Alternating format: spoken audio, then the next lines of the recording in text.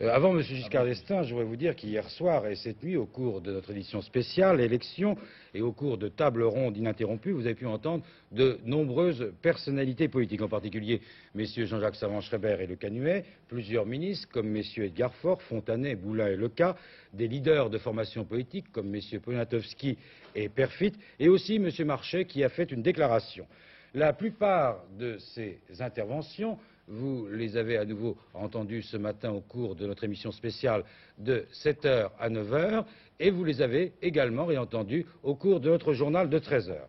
Aussi, ce soir, je vous propose d'écouter de nouvelles réactions. Ainsi, M. Michel Debré, qui ne s'était pas encore exprimé, M. Poniatowski, Estier et Marchais, qui ont reçu à nouveau cet après-midi nos équipes de reporters. Alors nous allons d'abord écouter M. Marchais, le secrétaire général du Parti communiste, qui a fait une nouvelle déclaration en fin d'après-midi. M. Marchais. Monsieur Georges Marchais, vous dites que le résultat de ces élections est un échec pour la majorité. Est-ce que ce n'est pas aussi un échec pour la gauche, car au Parlement, vous êtes assez loin d'inquiéter la majorité? Je rappelle que la majorité a vu sa politique condamnée par 60% des Français au premier tour. Et au deuxième tour, la gauche fait encore plus de voix que la majorité n'en fait. Par conséquent, oui, c'est un échec pour la majorité qui ne doit de conserver une majorité d'élus au Parlement que grâce au ralliement inconditionnel de M. Le Canuet.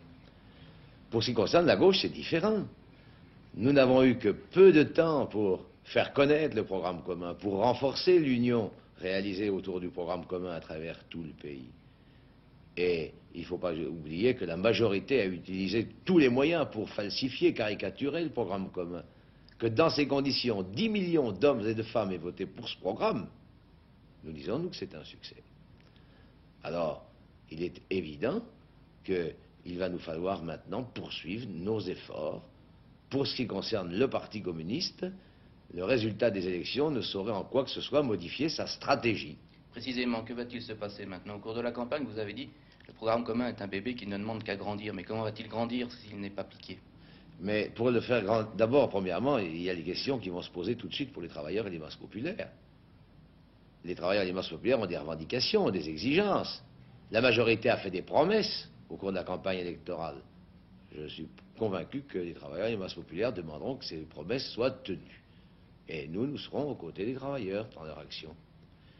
Et nous poursuivrons nos efforts pour expliquer toujours le contenu même du programme commun, c'est-à-dire les réformes profondes qui sont nécessaires à ce pays pour résoudre les grands problèmes qui sont posés.